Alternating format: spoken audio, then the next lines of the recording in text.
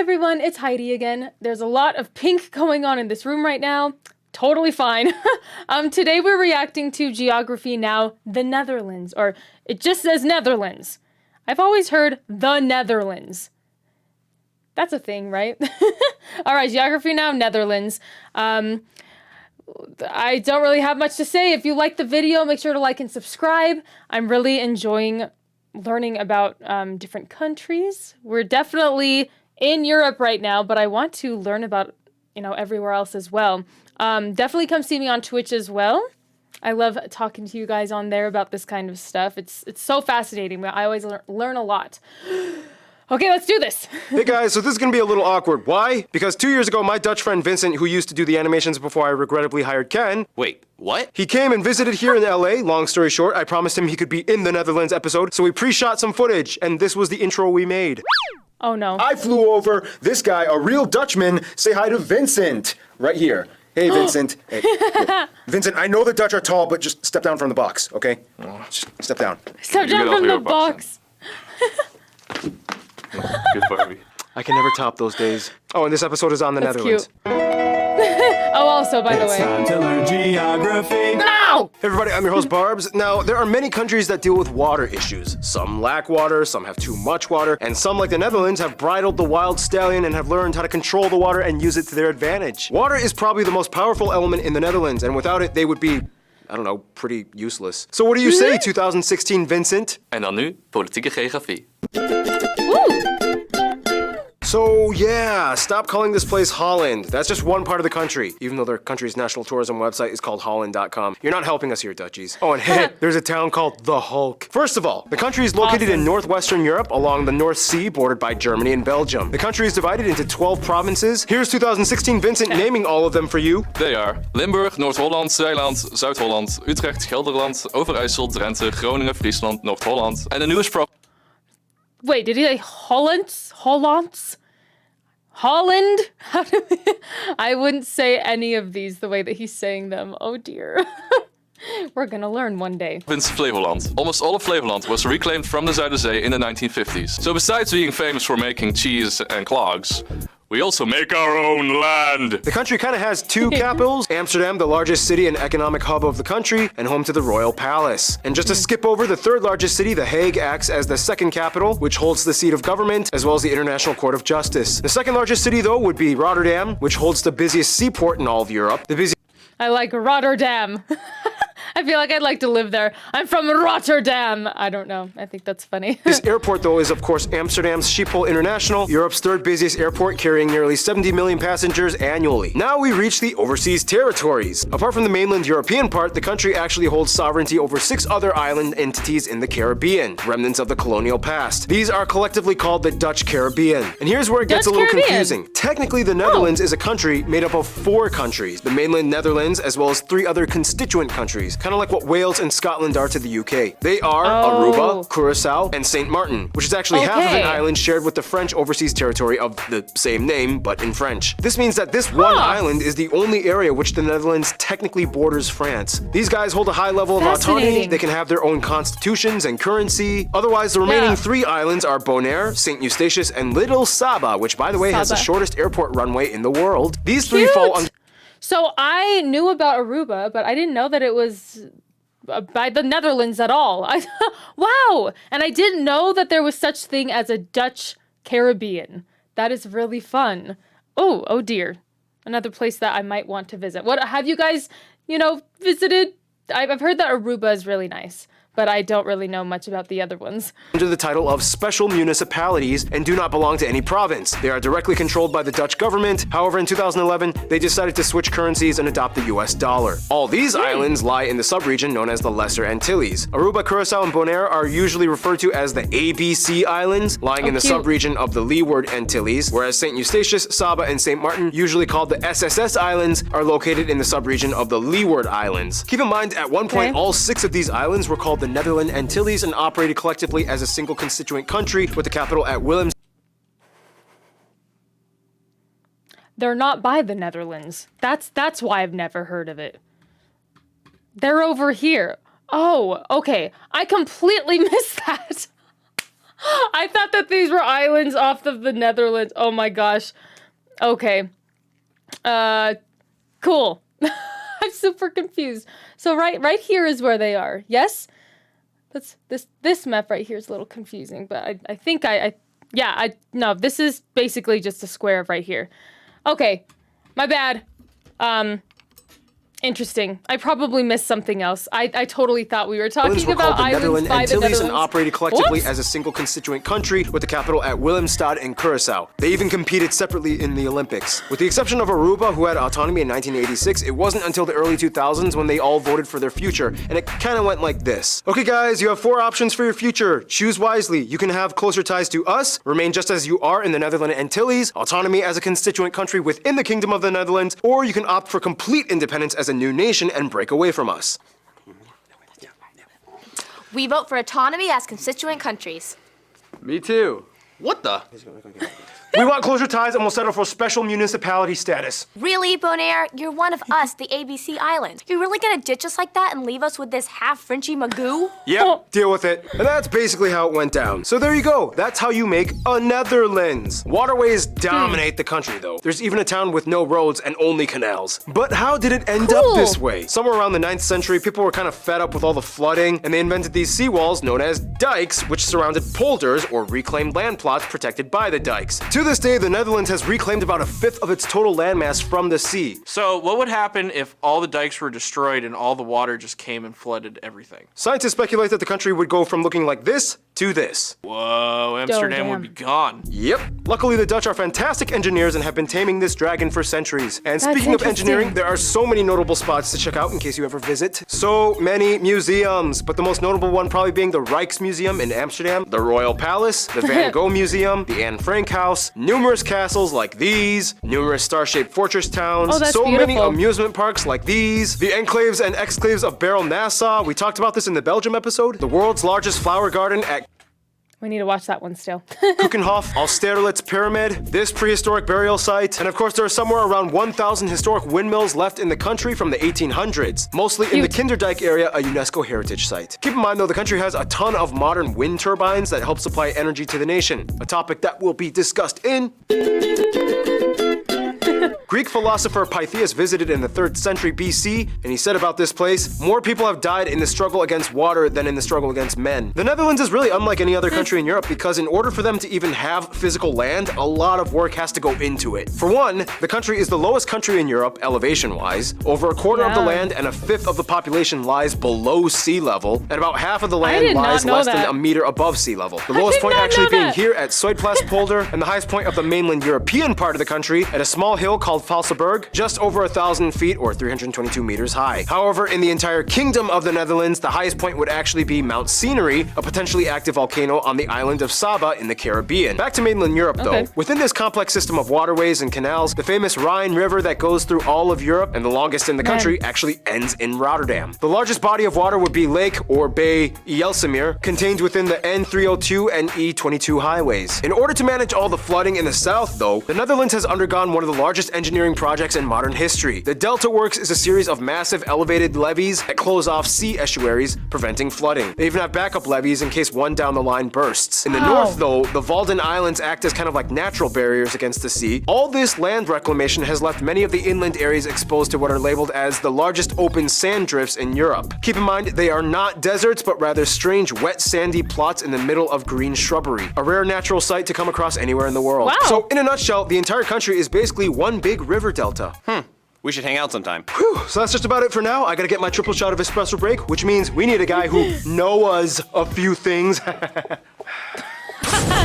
Besides all the water chaos, the Netherlands is quite a powerful nation considering its size. They rank in the top 20 largest world economies, usually around 17th or 16th place, and they rank somewhere in the top 5 to 10 largest exporters on Earth. In fact, they have the oldest stock exchange in the world, dating back to 1602. Didn't that lead to like the whole tulip mania thing where people sold a single bulb for the price of like an entire ship? That was not the stock market, that was just a socioeconomic phenomenon, and at its height sold for 10 times the annual wage age of a skilled craftsman. Anyway, today, That's although they interesting. produce about 80% of the world's tulips and over half of the world's cut flower exports, their economy is mostly driven by the service and energy sectors. After the discovery of a natural gas field in 1959, the Dutch became a fuel powerhouse. The Shell company became the largest and most internationally recognized Dutch company in the world. Besides the Oh, I petroleum didn't know industry, Shell though, was the Dutch. Dutch are well known for their electronics and tech innovation. The company Philips invented the audio tape, which helped pioneer other formats like videotapes, CDs, DVDs, and Blu-rays. Yeah, the company was Dutch, but keep in mind it was invented in Hasselt, Belgium. Oh, Belgium. We love you, but don't try to take this from us. Otherwise, the Dutch have made great strides towards wonder how environmental that went. protection. It's not uncommon to find animal crossing bridges to allow wildlife to cross over highways. Over 70 mammal species exist here, such as hares, hedgehogs, stoats, and deer. In addition, according to their government website, they produce over 65 billion euros in vegetable, fruit, flour, meat, and dairy products. Speaking of which, the modern orange-colored carrot was originally bred orange here in the Netherlands to specifically honor the king. Since then, orange carrots are now kind of an international staple. And speaking of which, food! Some top notable dishes you guys, the Dutch geography peeps, suggested we mention include things like various types of stamppot, Dutch pancakes with powdered sugar, apple tart, bitterballen, split pea soup, rookworst, stroopwafels. Okay. So many potato dishes. Brined Yes. herring and smoked eel. Gin was invented here. Sorry, Brits. For breakfast, chocolate sprinkles on toast is common. And the pride and joy of the nation, I actually have heard about that, and I don't know why. That does not sound good to me at all, but I don't remember where I heard about that. Have you guys tried the chocolate sprinkles, or are they chocolate? The sprinkles on bread? That sounds so weird to me, but let me know if you've tried it and if you like it. Gouda cheese. Yep, that's how you pronounce it, guys. Gouda? Oh, and keep in mind, they used to be the largest beer exporters in the world, Heineken being their top brand until Mexico beat them in 2010. My nickname was Heineken. Amongst some of my friends back in college. Oh my gosh, that was when I didn't even drink at all. Cute. Wow, cool. It's also important to note that you will probably find lots of Indonesian and Surinamese dishes like satay or salted cod buns. A little cultural cue that hints towards the colonial past, which brings us to... Thank you, Noah. Follow him on Instagram. Yeah. Okay, that just happened. Now, in Europe, you don't have all understand. different types of people that operate with all different customs and ideologies. Here, they have two sayings that kind of sum up how a lot of their country operates. Meten is weten, and gezelligheid kent geen tijd. How's that, Dutchies? Terrible? Coziness. Good?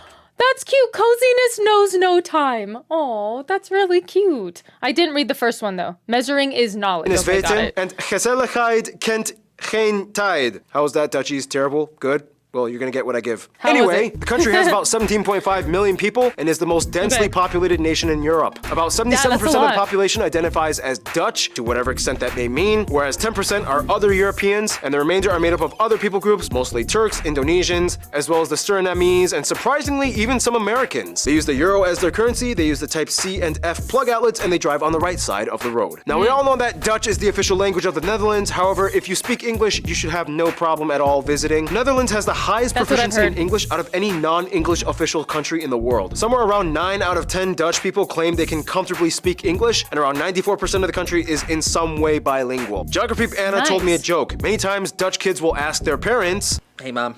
Yes, honey. Why do we have to learn English, but the British don't have to learn Dutch? Because our ancestors decided it would be a great idea to trade New York for Suriname and one small island in Indonesia. It's important to note, though, that there are two other regional languages accepted in Dutch society. They are Frisian, spoken in the northern Friesland region, and the other being Papiamento, a Dutch Creole spoken in the ABC Islands. But it's already kind of well known that the Dutch are the tallest people on average in the world, men averaging around 6'1" and women around 5'7". And once again, here's 2016 Nice. Vincent explaining. Latest studies have shown that natural selection has been the biggest reason. Being tall is equal to being more athletic, successful, and healthy. Many educated men start families after their studies. Fast forward a couple of years, with length being very heritable, and the result is a nation of giants. Yeah, we're outbreeding short people.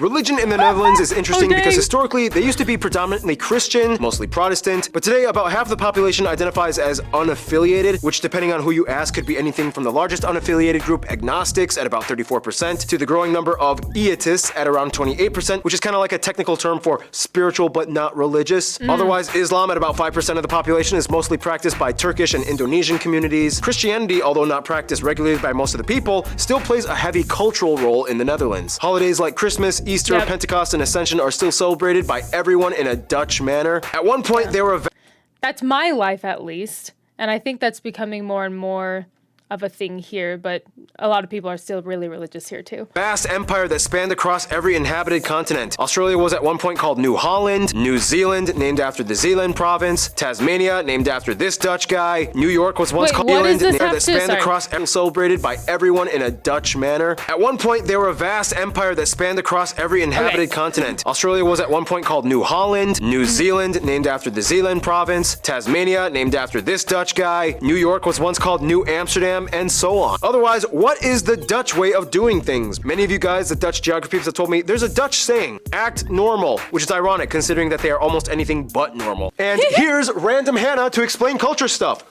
Historically, the Dutch have always kind of had a counter-traditional mindset that shaped the way they developed as a nation. For one, they are one of the few remaining monarchies left in the world. Technically, I love how almost every video that we've watched from Geography Now says they're one of the only remaining monarchies. I guess we're just in that area, but I feel like every video so far has said, oh, they're a monarchy, one of the few monarchies. Oh, they still, are royal, what is it? They have I can't think of the word. We'll just stick to monarchy, I guess. That's kind of interesting. a unitary parliamentary constitutional monarchy that limits the royal powers. And the people generally like their king. He even has a holiday to himself, and the entire country wears the national color of orange. Of course, the country is known for being a frontrunner in passing what many in the world see as controversial laws. They were the first country to legalize same-sex marriage, they have regulated legal prostitution, euthanasia, and they have a policy of tolerance towards recreational soft drugs like marijuana. People 18 years or older are allowed up to 5 grams on them, otherwise it's a misdemeanor. They are world-renowned for excelling in field hockey, speed skating, and volleyball teams. Sailing is, of course, one of their longest pastimes. They even have a huge festival once every 5 years called the Sailed Amsterdam Festival. For some reason... Do you think that people just run into each other all the time during that festival? That's a lot of boats. And I also, I do remember watching a video. We didn't post it on YouTube, but I watched a video of kind of about the Amsterdam police and how different it is from the USA police, just how chill they are. People actually like the police over there. And yeah, it's crazy. They'll just wait for people while they're smoking their weed and then, continue on their business because it's not illegal there to an extent. So very interesting and yeah, a lot more, probably a lot less stress over there, which I think is really cool. And it's common for people to give birth in their own homes as opposed to a hospital. About 1/3 of all babies are born this way. What about those clog things? Ah, yes. Well, in the past, they actually served a very useful purpose. They were worn by farmers, fishermen, and artisans in the past to protect their feet from nails, fish hooks, and other sharp objects. Today, they are mostly sold as souvenirs, and very few people actually wear them, but they're pretty cool. Oh, and hey, Anna, what's up with all those spinny windmill thingy-mabobbers? Ah, yes, the iconic symbol of... I feel like he's how I feel right now. I'm so tired. It's like, what is that? That word? Yeah, that. Please just do the talking. The Netherlands. Well, many of these historic windmills were actually used to pump out excess water to reclaim the land that they now use for farming, all before electricity. And as for music, Actually, I got this one. Barb said I could have my own segment in the show now instead of just being a one-liner guy. Yeah, that's right. Keith has been upgraded, so yeah. Oh, well, enjoy it. I'm pretty sure that this video came out before the other videos because we know him as the music guy now. I think he's funny. Well, that just happened. I don't understand the effects, effects, I guess everybody has superpowers now. Historically speaking, the Dutch contributed much to the Baroque period at the end of the Renaissance, with numerous composers, organ players, and vocalists rooted in Christianity. Traditional clog dancing was also a cool way to add percussion to folk music in rural areas. Today, however, even though there are many genres the Dutch enjoy, electronic music reigns supreme. Most of the best well-known DJs in the EDM scene across the world are from the Netherlands. And the Amsterdam Dance Event, ADE, is the world's top and largest electronic music conference. So if you come out here, get ready to get shocked with some musical electricity. Thank you, Keith. And speaking of the development of the Netherlands over time, let's talk about history in the quickest way I can put it. Hamburg and Bronze Age cultures, Iron Age with Celt and Germanic groups, Gallic wars, the Romans come in, Frankish kingdoms, Charlemagne, blah blah blah. Friesland once had a Viking ruler, Lotharingia, Holy Roman Empire, confusing Burgundian and Spanish Habsburg and city-states, the Spanish takeover, Dutch revolt, 80 years of war against Spain, this dude is a hero, golden age in stock market, Dutch East India Company, exploring years, Dutch Empire, Napoleon drama, Belgium breaks away, Luxembourg breaks away, World War I, relatively neutral, World War II, attacked by Germans, not neutral, decolonialism after the war, mining golden age, founding co-members of the European Coal and Steel Community, which would later become the EU, government encourages over 500,000 people to move out, Euro adopted, and here we are today. Some notable people you guys, the Dutch geography suggest we mention, might include people like William of Orange, the first king, Michael de Ruyter, possibly the most famous painters, Vincent van Gogh and Rembrandt, Antony van Leeuwenhoek, Willem Barents, Abel Tasman, Anne Frank, Max Verstappen, Glennis Grace, Dick Bruna, these soccer players, these skaters, and of course the royal family, and of course there's so many others I could have mentioned. Of course I butchered all the pronunciations, but we're really running out of time and we gotta finish this marathon. So without further ado, let's see who the Netherlands hangs out with. Oh yeah, friends time. Now, there's a reason why it's called going Dutch when paying for a meal. The Netherlands likes to share. Systematic and math. I forgot about that. We do use that. Oh, you want to go Dutch? That means that both just pay for their own stuff instead of like somebody paying for both on a date or something like that. That's funny. Okay. I never put that together for some reason. It's just something that you just say. Mathematically equivalent to what is owed to each based on the merit they've earned. First of all, pretty much all the former colonies have some kind of amicable relation to the Netherlands. The Afrikaans language in South Africa is basically just an Africanized version of Dutch. Tons of Surinamese and Indonesians have been migrating to the Netherlands for decades. Otherwise, the USA and Canada are very close friends as well. During World War II, the royal family actually took refuge in Canada, and Canada actually quickly changed the law in which the hospital was temporarily considered extraterritorial so that the princess could be born Dutch. To this day, the Netherlands sends tons of flowers every year in gratitude. For the US, the two go way back all the way to New Amsterdam before it was New York. The Dutch have immigrated to the US for centuries. 5 American presidents have been of Dutch descent. They are each other's third largest direct foreign investors. They are both charter members of NATO since 1949. And overall, in most global affairs, the two usually work together as close allies. With Germany, it's like a funny love-hate relationship. Like the two share so much historically, both being under the same influences like the Western Roman Empire, the Franks, and even their first king, William of Orange, belonged to a German royal house. Then again, World War II was kind of like a jerk move, and the Dutch never really forgot about it. But nonetheless, they've moved on, and today things are fine. Germany is their largest trading partner, both in imports and exports. Many Germans and Dutch cross over and visit, study, live, and have families with each other's countries. When it comes to their best friend, however, almost every single Dutch person I have talked to has said their little brother they love picking fun on and calling stupid, Belgium. Or at least specifically the northern Flanders region of Belgium, where the Dutch speakers are. And many see the Flanders region as just an extension of the Dutch realm. The royal families love each other. King William Alexander even bestowed the Knight Grand Cross to King Philip and his wife. Flemish and Dutch people have been intermarrying and cooperating side by side since the beginning. And even after Belgium's independence, they've still clung on as the only 2 Dutch official-speaking nations in Europe. And even then, Belgium is only half Dutch-speaking, so they really can't afford to sever ties. In conclusion, the lowest nation in Europe with the tallest people on Earth, and with centuries of discovery, invention, innovation, and tradition, it's no wonder why the Dutch say they keep their heads above water. Stay tuned, New Zealand is coming up next. Seriously. So once again, Vincent, thank you so much for being in this episode. Our favorite Dutchman. You have made your country proud. Dutch punch! I'm gonna use that. Dutch punch. I can't even say it. Dutch punch. I'm like, Dutch punch.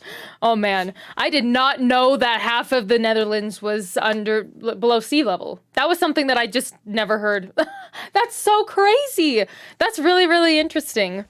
So the Dutch are a little crazy, but we love them. That's what I got from this. Now I love that. I wonder how the Netherlands and Spain are doing now, because I didn't know that they were at war for 80 years. I don't know a lot about that, so that would be really interesting to learn about too. If you guys know anything, you know what to do. Tell me in the comments. But otherwise, thank you so much for watching today. I will see you in the next video. Bye, guys.